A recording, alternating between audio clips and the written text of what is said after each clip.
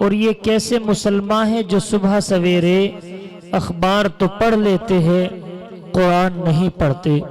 عزیزان محترم، اچھوتے انداز میں قاری صاحب تلاوت کلام اللہ پیش فرما رہے تھے۔ بیٹے اے لڑکیوں، بیٹیا بیٹھ جاؤ، نیچے بیٹھو، نیچے بیٹھ جاؤ۔ اور یہ محفل زعفران زار ہو رہی تھی، خوشبوؤں سے معطر ہو رہی تھی۔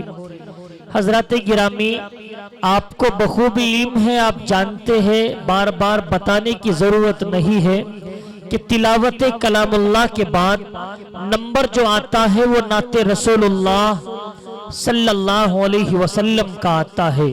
اور کیوں نہ آئے، اللہ رب العزت کے بعد اگر کوئی ذات لائق و فائق ہے تو وہ آمینہ کے لال کی ذات ہے، عبداللہ کے لخت جگر کی ذات ہے، اماں آمینہ کی آنکھوں کی ٹھنڈک کی ذات ہے۔ یقین جانیے میرے بھائی، اللہ رب العزت نے بڑے پیارے انداز میں اپنے پیارے نبی جناب محمد الرسول اللہ صلی اللہ علیہ وسلم کو پکارا ہے۔ بلکہ شاعر نے تو یوں کہا ہے کہ سارے دوروں کو چھوڑ کے ایک در پہ پڑھ کے دیکھ، پانی ضرور نکلے گا، ایڑی رگڑ کے دیکھ، اور کوئی ابو جہل نہ مٹا پائے گا تجھے، پاگل رسول پاک کا دامن پکڑ کے دیکھ۔ عزیزان محترم، اب آئیے اسی نبی کی شان میں نذرانہ عقیدت و محبت پیش کرتے ہیں، اور آپ کی روبرو، آپ کے دیار اور آپ کی عدالت میں اس عظیم شاعر کو پیش کر رہا ہوں۔ یقین جانیے جب سے اس نے ہوش سنبھالا ہے، ہوش سنبھالنے کے بعد نعت گوئی یعنی کہ جناب محمد الرسول اللہ صلی اللہ علیہ وسلم کی شان میں نعتیں گاؤں گاؤں، قریہ قریہ، شہر شہر اور دوسرے اسٹیٹوں میں جا کر کے گنگنائی ہے۔ جس نعت کو گنگنانے کے لیے اللہ نے اتنی بلندیاں اور اتنا مقام اسے بخش دیا ہے کہ آج پڑوسی ملک ہی کیا، دنیا بھر میں اس کی نعت سنے جانے لگی ہے۔ اگر کوئی بال کاٹنے والا ہے تو وہ بھی اپنی دکان میں اس کی نعت بجاتا ہوا نظر آتا ہے۔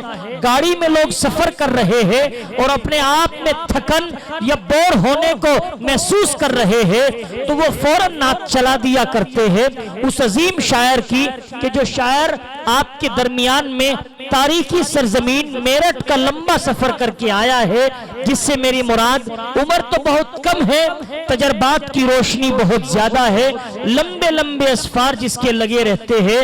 میں انتہائی ادب کے ساتھ میں گزارش کر رہا ہوں اس عظیم شاعر سے کہ جس نے اپنی شاعری کے ذریعے اپنی آواز، اپنے انداز اور اپنے کلام کا لوہا منوایا ہے۔ میری مراد میرے کرم فرما چھوٹے بھائی جناب فیصل میرٹھی ہے۔ استقبال کرتا ہوں ان 4 مصروں کے ساتھ اور نعت نبی پیش کرنے کے لیے آواز دے رہا ہوں کہ میدان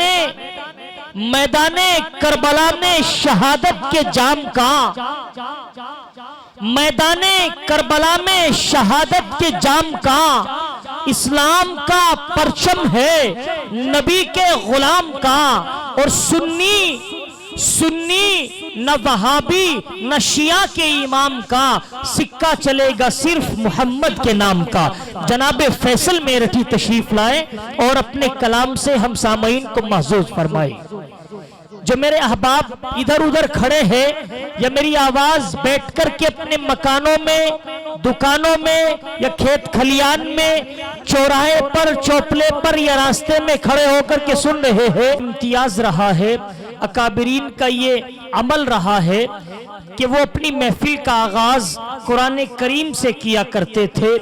ویسے آپ نے سیاسی لوگوں کو دیکھا ہوگا، دنیا دار لوگوں کو دیکھا ہوگا، اور اسی طرح سے دیگر کاموں میں الجھنے والے لوگوں کو دیکھا ہوگا کہ وہ اپنی محفل کا آغاز کبھی تو ریون کاٹ کر کے کیا کرتے ہیں، کبھی اگربتی جلا کر کے اور کبھی موم بتی جلا کر کے کرتے ہیں، مگر یہ محفل ادب کی محفل ہے، یہ قرآن اور حدیث کی نسبت لیے ہوئے محفل ہے۔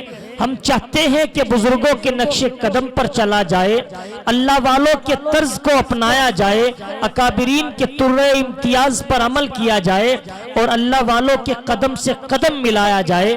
تو آئیے سامعین، بڑوں کا یہی وطیرہ رہا کہ وہ محفل کا آغاز تلاوت قرآن کریم سے کیا کرتے تھے۔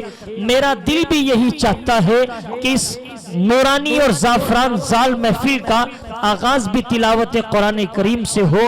تو لیجئے بہترین اور عمدہ انداز میں تلاوت قرآن کریم پیش کرنے والے قاری قرآن، جن سے میری مراد جناب قاری محمد صداقت صاحب صلی اللہ علیہ ہے، میں انتہائی ادب کے ساتھ قاری صداقت صاحب سے درخواست کرتا ہوں کہ وہ منبر نور پر تشریف لائیں اور تلاوت کلام اللہ سے ہماری اس محفل کا آغاز فرمائیں۔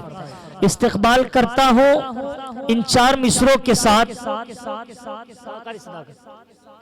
کہ مسلمانوں اٹھو قرآن کی دعوت کو پھیلاؤ۔ بیٹے بیٹھ جائے، آپ ادھر آؤ، کھڑے نہ ہو، آپ بیٹھے۔ مسلمانوں اٹھو قرآن کی دعوت کو پھیلاؤ، جہان بے ایماں کو عافیت کے راز سمجھاؤ، اور زمانہ آج بھی قرآن ہی سے فیض پائے گا، مٹے گی ظلمت شب اور سورج جگمگائے گا۔ قاری صداقت صاحب تشریف لائیں اور تلاوت کلام اللہ سے باضابطہ طریقے سے ہماری اس محفل کا آغاز فرمائیں۔